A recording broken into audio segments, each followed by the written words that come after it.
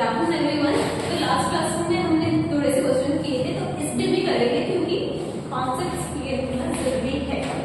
Then तो यहाँ पे लिखते हैं पहला क्वेश्चन, इस क्लास का पहला क्वेश्चन लिखो।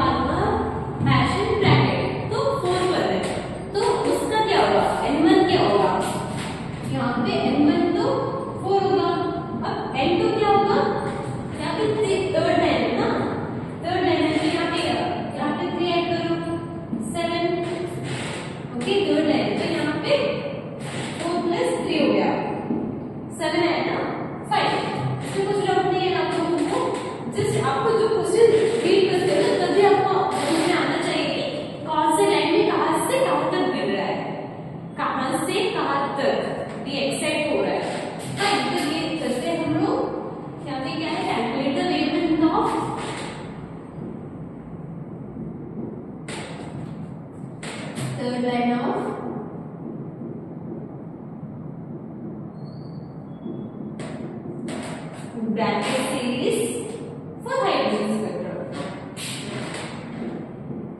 4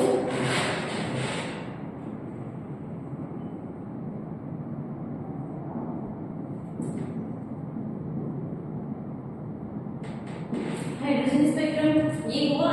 अब ऑब्वियसली हमने यहाँ पे पहले फाइंड आउट किया ना, इसका वैल्यू क्या होगा, थर्ड लाइन है, लेकिन ब्रैकेट सीरीज n1 का वैल्यू कितना होगा, 4 n2 7। तो केमिस्ट्री इजी होगा जब आप अच्छे से समझ पाओगे उसे, रट्टा नहीं मारना होता, आप समझो क्या क्या कॉन्सेप्ट है। एक्सेप्शन तो आएगा, उसमें कुछ नहीं कर सकते, लेकिन फिर भी यहाँ पे समझो क्या यहाँ पे चल रहा है, तो आपको फिजिकल केमिस्ट्री थोड़ा अच्छे से हो जाएगा।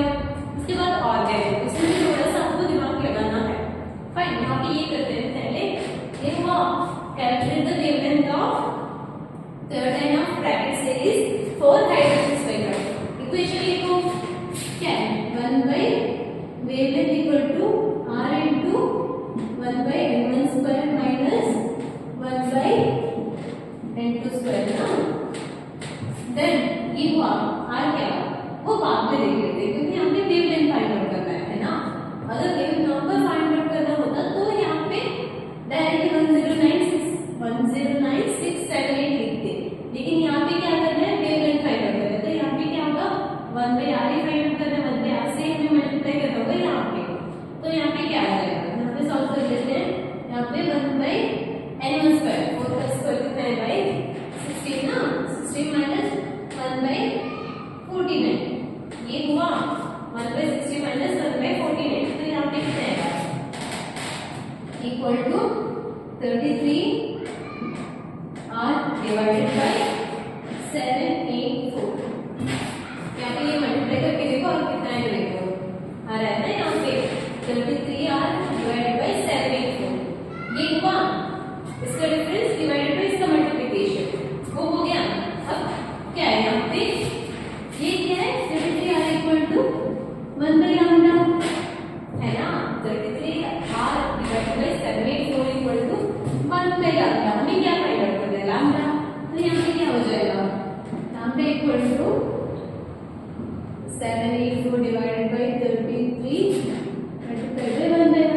सेम ही है ना भाई, फेस कट्स तो आना चाहिए ना लोगों को, आई थिंक आता होगा। तो करते हैं, यहाँ पे क्या होगा, 784 इंटू 1 by r का वैल्यू क्या है, बच्चों को याद रखो 911.5 एंगस्ट्रॉम। तो यहाँ पे क्या हो जाएगा, मल्टीप्लाई बाय 911.5 एंगस्ट्रॉम। अब इसका डायग्राम ढूंढो,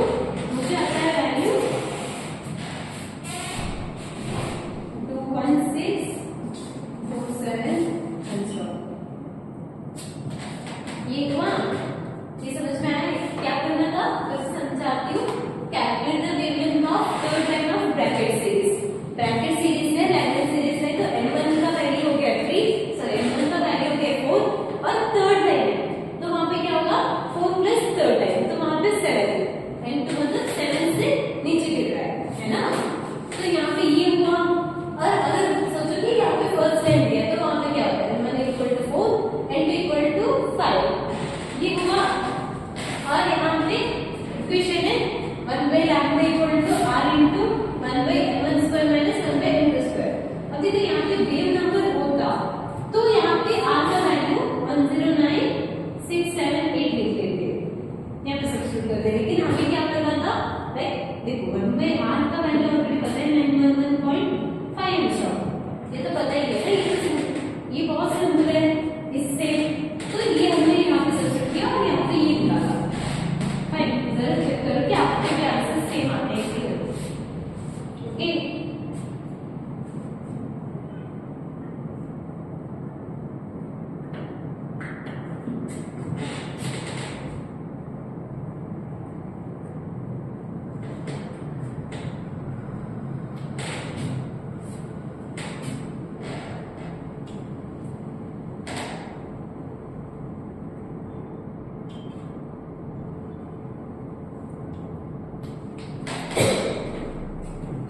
अब इसके बाद करते हैं अगला question.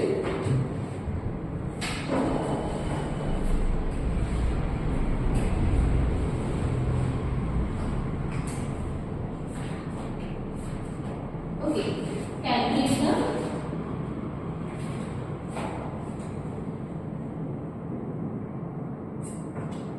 Ratio of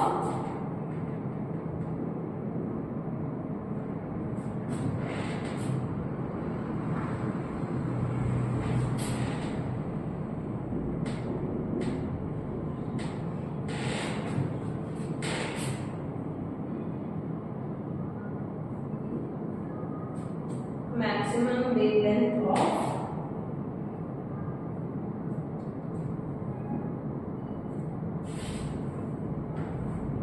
Lyman and Balmer series। Fine,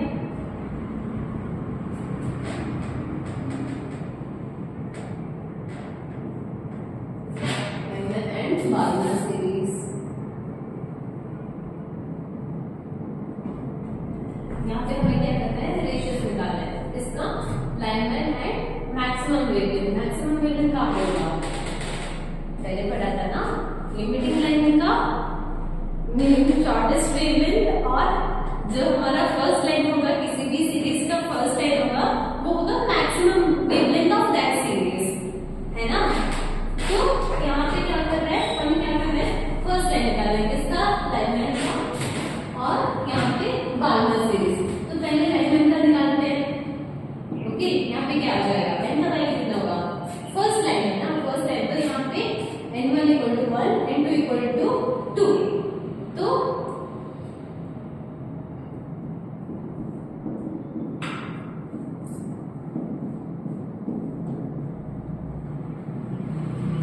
ये हुआ, और यहाँ पे क्या आ जाएगा,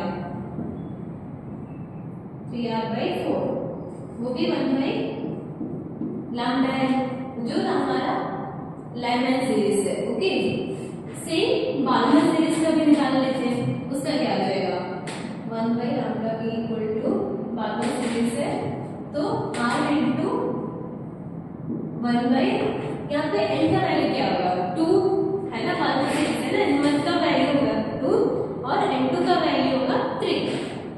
फाइन, तो यहाँ पे 4 माइनस 1 by 9, और यहाँ पे आ रहा है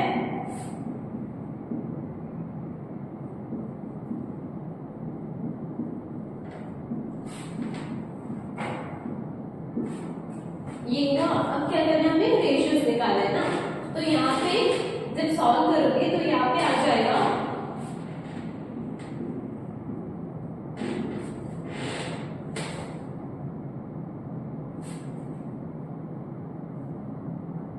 यहाँ पे मुझे सॉल्व करने से मुझे आता है रेशियोस 5:27।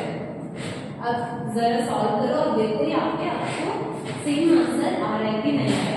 फाइन, यहाँ पे इसका ये निकाला, यहाँ पे भी ये हुआ, और वहां पे lambda L by lambda B निकालो और आंसर आ जाएगा 5/27। Fine,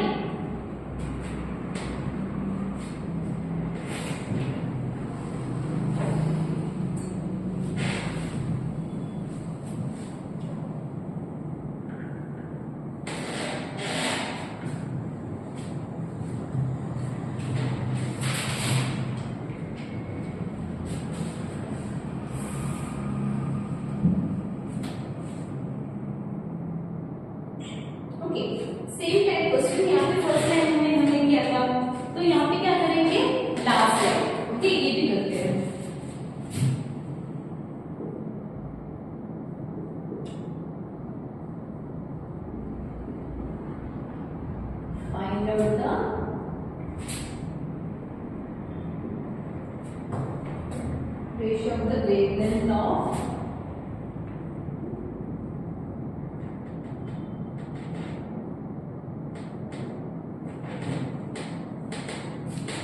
last line of Balmer series and Lyman series. तो यहाँ पे पहले में क्या था, Lyman series by Balmer series. यहाँ पे लास्ट टाइम हमें फाइंड आउट करना है Balmer series and Lyman series का। ओके,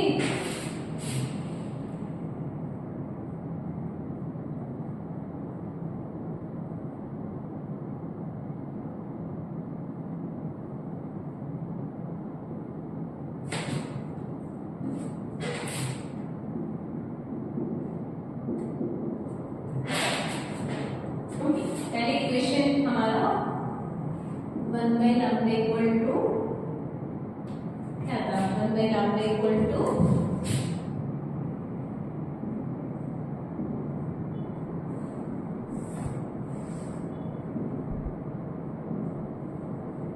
ये हुआ है ना। क्या किसका निकालना है हमें, बाल्मर एंड लाइमन सीरीज। तो बाल्मर का क्या होगा, find out the ratio of wavelength of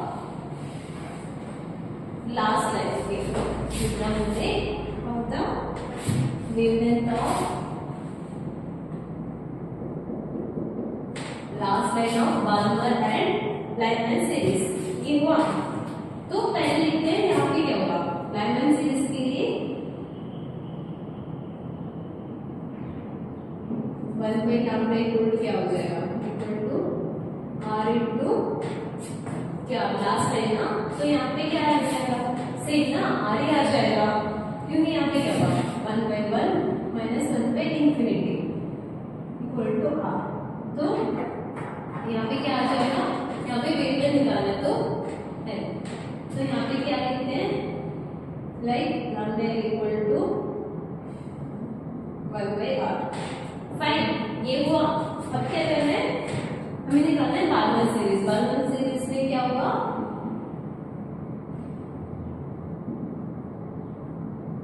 वही सेम इक्वेशन 1 by lambda भी इक्वल टू r इंटू यहाँ पे क्या है, बाल्मर है तो लाइमन बाल्मर तो 1 by 2 ना। तो यहाँ पे 1 by 2 square 1 by 4 divide by minus 1 by infinity. तो यहाँ पे क्या आ जाएगा, यहाँ पे आ जाएगा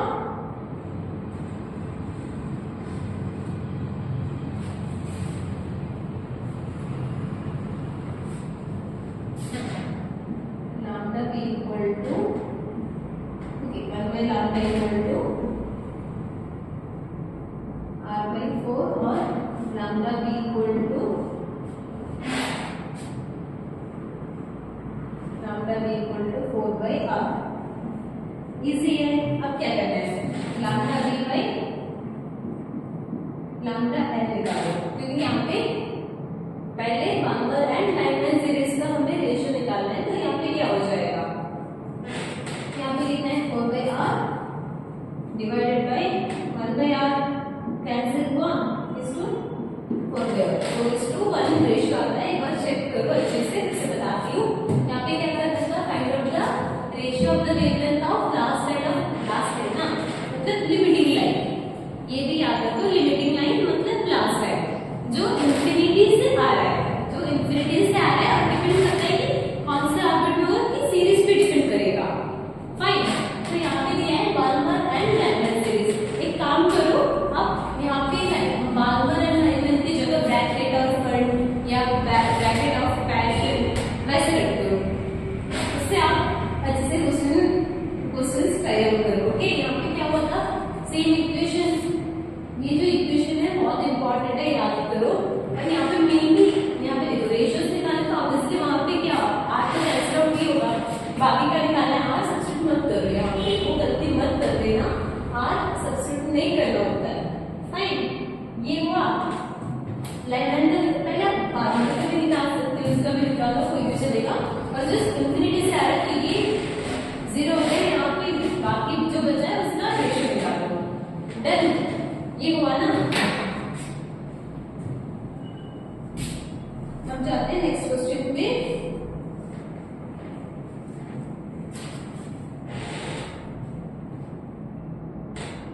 ओके,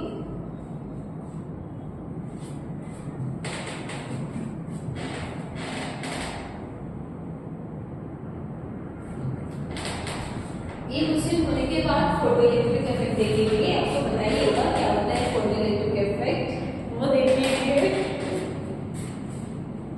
तो ये पहले लिखो,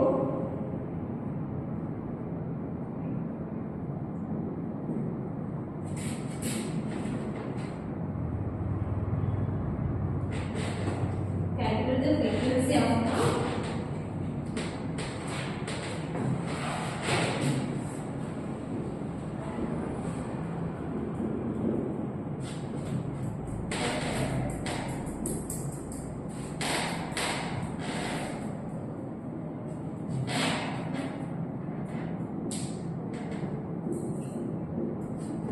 electron from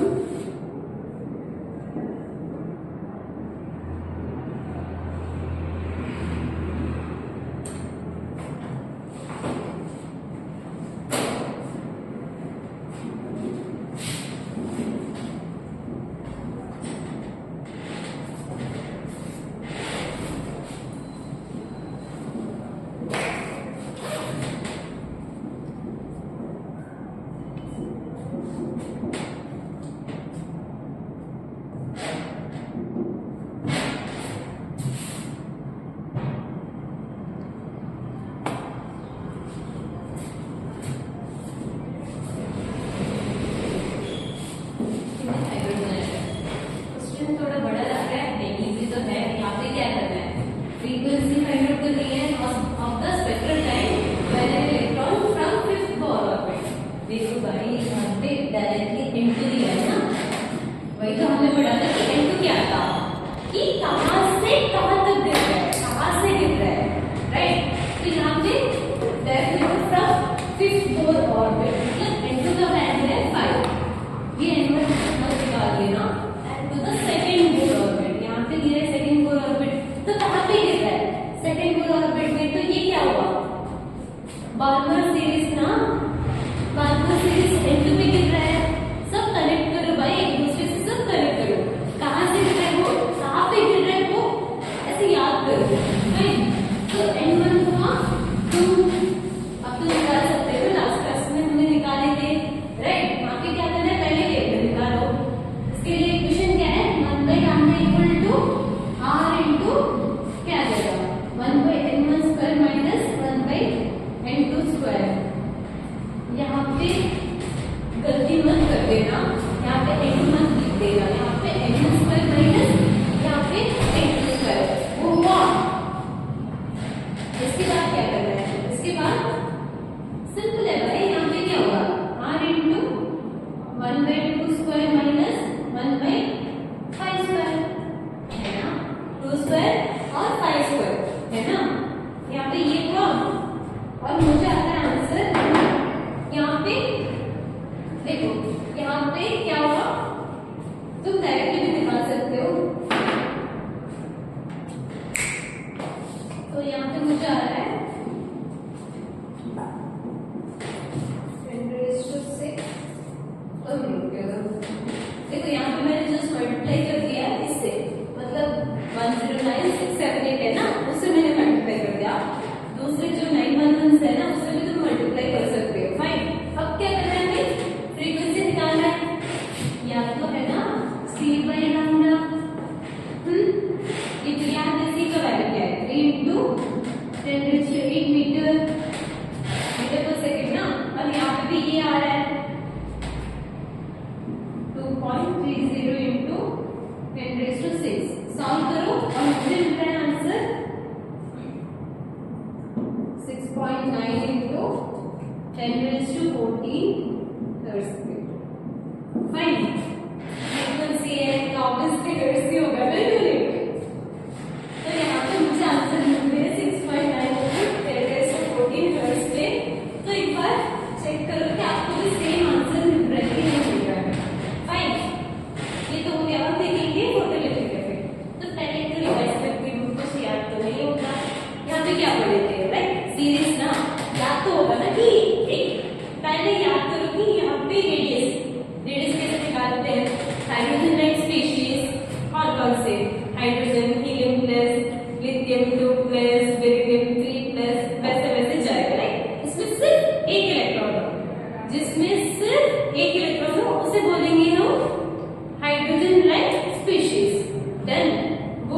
रेडियस हुआ। साइंटिस्ट के नाम तो याद होगा ना, J Thomson, Goldstein, James Chadwick और रदरफोर्ड। याद करो भाई, बहुत इंपॉर्टेंट है, 1 वर्ड में ज्यादातर पूछे जाते हैं। तो ये 4 साइंटिस्ट के नाम भूल मत जाना, मारो लेकिन भूल मत जाओ। फाइन। उसके बाद रेडियस का इक्वेशन वो हुआ और उसमें क्या था 0.529 into n square divide by z हुआ। उसके बाद क्या था एनर्जी ना, आयनाइजेशन एनर्जी। आयनाइजेशन एनर्जी तो याद है ना कि कितना एनर्जी चाहिए एक इलेक्ट्रॉन को एक एटम से कंप्लीटली बाहर निकालने के लिए, है ना। आयनाइजेशन एनर्जी उसका इक्वेशन तो याद है ना, -13.6 into z square upon n square. वो रेडियस की जो इक्वेशन है ना, n स्क्वायर अपॉन z, यहाँ पे z square upon n square, confuse मत हो जाना, लेकिन आपको z जो मतलब आनी चाहिए। देन वो हुआ। उसके बाद क्या कांस्टेंट था, equal to hc by lambda. h क्या था, प्लैंक्स कांस्टेंट, है ना। कितना था 6.626 इंटू 10⁻⁻34। ये हुआ। अब यहाँ पे क्या था, रेडबर्ग्स कांस्टेंट 109,678 और 1/r equal to 911.5 angstrom. Then ये भी हुआ। अब जाते हैं फोटोइलेक्ट्रिक इफेक्ट पे।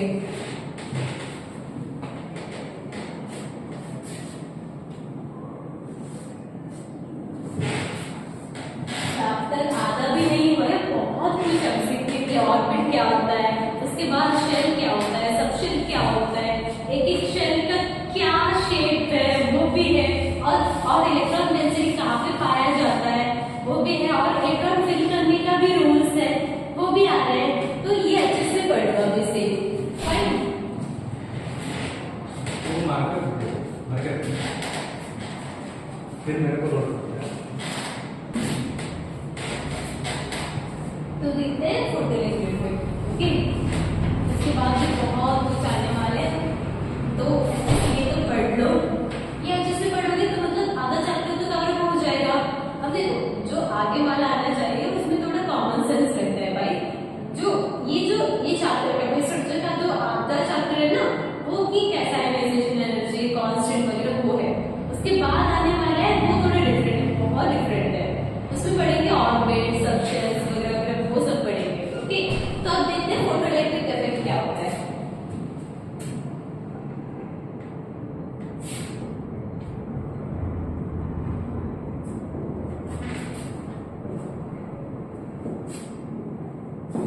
क्या हो सकता है फोटोइलेक्ट्रिक इफेक्ट, याद है? कुछ तो याद है? नहीं ना, तो यहाँ पे पहले लिखते हैं, उसके बाद देखो मतलब कुछ तो क्लिक होता है कि नहीं, याद करने की ट्राई करो। तो पहले लिखते हैं the emission of electrons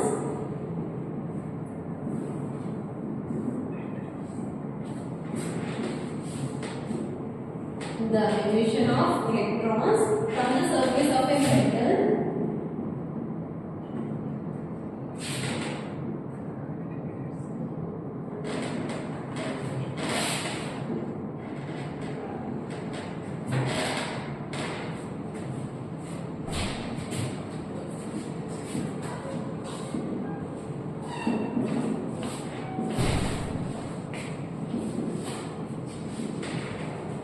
on being incident with EM waves, okay, electromagnetic waves of a suitable wavelength.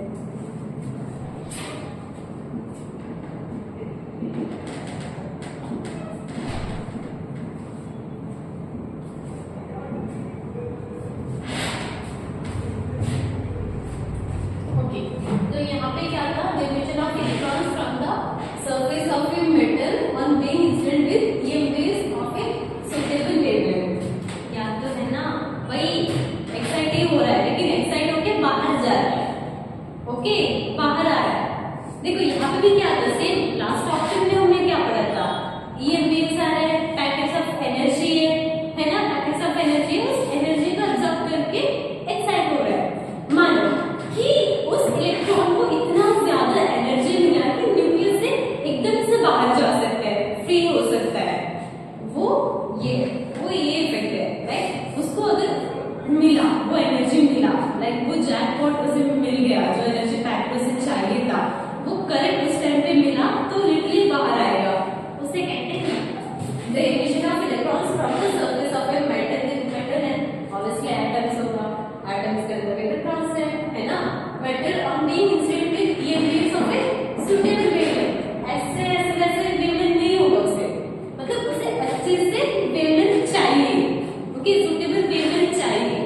वरना